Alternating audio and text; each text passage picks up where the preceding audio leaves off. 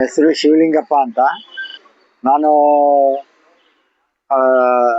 National kabaddi player, ಮತ್ತು national coach ಆಗಿದ್ದೀನಿ, ಮತ್ತು ನ್ಯಾಷನಲ್ ಅಂಪೈರ್ ಆಗಿದ್ದೀನಿ. 1982 ಏಷ್ಯನ್ ಟ್ರಯಲ್ ಗೇಮ್ಸಲ್ಲಿ ಪಾರ್ಟಿಸಿಪೇಟ್ ಮಾಡಿದ್ದೆ. ನಾನು ಮೊದಲು ಸ್ಪೋರ್ಟ್ಸ್ ಆಡೋವಾಗ ನನಗೆ ಏನು ಸ್ಪೆಷಲಿಟೀಸ್ ಇರಲಿಲ್ಲ. ಆವಾಗ ಈಗೆಲ್ಲ ತುಂಬ ಸ್ಪೆಷಲಿಟೀಸ್ ಇದೆ. ಫಸ್ಟು ನಾನು HMTಯಲ್ಲಿ ಕೆಲಸ ಮಾಡ್ತಾಯಿದ್ದೆ 1975ಇಂದ 82ವರೆಗೆ. ಆಮೇಲೆ ಎಸ್ಕಾರ್ಟ್ ಜಾಯಿನ್ ಮಾಡಿಕೊಂಡೆ. ಆಮೇಲೆ ಎಸ್ಕಾರ್ಟ್ಸಲ್ಲೇ ಟೀಮ್ ಓಪನ್ ಮಾಡಿ ಎಲ್ಲ ಹಂಗೆ 2001ವರೆಗೂ ಎಸ್ಕಾರ್ಟ್ಸಲ್ಲಿದ್ದೆ. ಆಮೇಲೆ ಕೇಂದ್ರೀಯ ವಿದ್ಯಾಲಯಗೆ ಜಾಯಿನ್ ಮಾಡಿಕೊಂಡೆ ಫಿಸಿಕಲ್ ಎಜುಕೇಷನ್ ಟೀಚರ್ ಆಗಿ. ಆಮೇಲೆ ಕೇಂದ್ರೀಯ ವಿದ್ಯಾಲಯದಲ್ಲಿ ಸುಮಾರು ಮಕ್ಕಳಿಗೆ ನ್ಯಾಷನಲ್ಸು ಮತ್ತು SFI ಎಲ್ಲ ಟ್ರೈನ್ ಅಪ್ ಮಾಡಿ, ಕಬಡ್ಡಿ ಆಡದೇ ಇರೋವಂಥವ್ರಿಗೆ ಕಬಡ್ಡಿನ ಹೇಳ್ಕೊಟ್ಟು ಅವ್ರನ್ನ ಮೋಟಿವೇಶನ್ ಮಾಡಿದ್ದೀನಿ. ಎಸ್ಪೆಷಲಿ ಹೆಣ್ಮಕ್ಳಿಗೆ ಕಬಡ್ಡಿ ಆಡೋದೇ ಇಲ್ಲ ಅಂಥವ್ರಿಗೆ ಕರ್ಕೊಂಬಂದು ಆಡಿಸಿ, ನ್ಯಾಷನಲ್ಸ್ ಆಡಿಸಿ, ಮತ್ತು SFI ಎಲ್ಲ ಆಡಿದ್ದಾರೆ.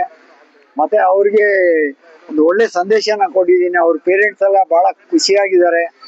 ಮತ್ತು ಅವರು ಯಾವಾಗ ಸ್ಪೋರ್ಟ್ಸಲ್ಲಿ ಇರ್ತಾರೆ ಅವ್ರಿಗೆ ತುಂಬ ಧೈರ್ಯ ಬರುತ್ತೆ.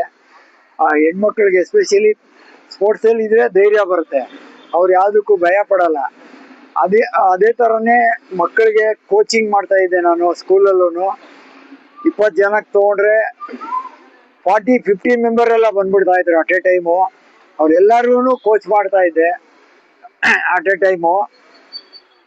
ಇವಾಗೂ ನಾನು ಕೋಚಿಂಗ್ ಮಾಡ್ತೀನಿ, ಮತ್ತು ಕೇಂದ್ರೀಯ ವಿದ್ಯಾಲಯದಲ್ಲಿ ನ್ಯಾಷನಲ್ ಟೀಮ್ ಕೋಚ್ ಮಾಡ್ತೀನಿ, ಕರ್ನಾಟಕ ಟೀಮ್ ಕೋಚ್ ಮಾಡ್ತೀನಿ.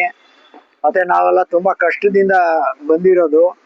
ಪ್ರಥಮವಾಗಿ ನಾನು ಹೇಳೋದೇನೆಂದರೆ, ನಮಗೆ ಫಸ್ಟು ಗಾಡ್ ಫಾದರ್ ಮತ್ತು ಅಪ್ಪ ಅಮ್ಮನೇ. ದೇವರು ಅಂದರೆ ಅಪ್ಪ ಅಮ್ಮನೇ. ಯಾವಾಗ ಅಪ್ಪ ಅಮ್ಮನ ಮಾತು ಕೇಳಬೇಕು ಯಾವಾಗೂ. ಎರಡನೇದಾಗಿ ಗುರುಗಳ ಮಾತು ಕೇಳಬೇಕು, ಗುರು ಏನು ಹೇಳ್ತಾರೋ ಅದು ಕೇಳಬೇಕು. ಮೂರನೇದಾಗಿ ಸೆಲ್ಫ್ ಡಿಸಿಪ್ಲಿನ್ ಇರಬೇಕು. ಸೆಲ್ಫ್ ಡಿಸಿಪ್ಲಿನ್ ಇದ್ರೇ ಯಾವುದು ಮನುಷ್ಯ ಹೈಕ್ ಆಗೋದು. ಇಲ್ಲ ಬೇರೆಯವ್ರ ಜೊತೆ ಹೋಗಿ ನಾವೇ ಸ್ಪಾಯ್ಲ್ ಆದರೆ ನಮ್ಮ ಲೈಫ್ ನಾವೇ ಕಳ್ಕೊತೀವಿ. ಈಗೆಲ್ಲ ಸುಮಾರು ಇದು ಬಂದಿದೆ, ಡ್ರಗ್ಸ್ ತೊಗೊಳ್ತಾರೆ, ಇಂಜೆಕ್ಷನ್ ತೊಗೊಂಡು ಆಡ್ತಾರೆ. ಅದು ಲೈಫ್ ಅಲ್ಲ. ಯಾವಾಗೂ ನಾವು ಏನಿದ್ರು ನಮ್ಮದೇ ಒಂದು ಮೋಟಿವೇಶನ್ ಇರಬೇಕು. ಗೇಮ್ ಆಡಬೇಕು, ಮನೆಗೆ ಹೋಗ್ಬೇಕು, ದುಡಿಬೇಕು, ಒಳ್ಳೆ ಕೆಲಸ ಸಿಗುತ್ತೆ ನಮಗೆ. ಯಾವತ್ತೂ ನಾವು ಕಷ್ಟಪಟ್ಟರೆ ಯಾವತ್ತೂ ನಾವು ಹಿಂದೆ ಹೋಗೋಕ್ಕೆ ಸಾಧ್ಯನೇ ಇಲ್ಲ. ಕಷ್ಟಪಟ್ಟಷ್ಟು ನಮಗೆ ತುಂಬ ಸುಖ ಸಿಗುತ್ತೆ. ಮತ್ತು ಸ್ಪೋರ್ಟ್ಸ್ ಅನ್ನೋದು ನಮಗೆ ಜೀವನ ಕಲ್ಪಿಸುತ್ತೆ, ಜೀವನ ಹೇಳ್ಕೊಡುತ್ತೆ. ಆಮೇಲೆ ಗುರುಗಳಿಗೆ ಏನು ಮರ್ಯಾದೆ ಕೊಡಬೇಕೋ ಅದು ಕೊಡಬೇಕು. ನಾವು ಇವಾಗ ನಮಗಿನ್ನ ದೊಡ್ಡವರು ಕಾಲು ಮುಗ್ದು ಹೋಗ್ತೀವಿ. ನನ್ನ ಕಾಲು ಮುಗ್ದು ಮಕ್ಕಳು ನನ್ನ ಕಾಲು ಮುಗ್ದು ಗ್ರೌಂಡ್ಗೆ ಹೋಗ್ತಾರೆ. ಅದೇ ನಾನು ದೊಡ್ಡವ್ರ ಕಾಲು ಮುಗ್ದು ಅವ್ರ ಮನೆಗೆ ಹೋಗ್ತೀನಿ. ನಮ್ಮ ಅಣ್ಣ ಕಾಲು ಮುಗಿತೀನಿ ಇವಾಗೂ.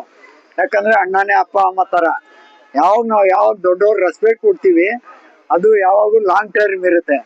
ನಾವು ಯಾವಾಗ ದುರಂಕಾರ ಇರ್ತೀವಿ, ಇಮಿಡಿಯೇಟು ಹಾವು ಏಣಿ ಆಡೋ ಥರ ಕೆಳಗೆ ಬಂದ್ಬಿಡ್ತೀವಿ.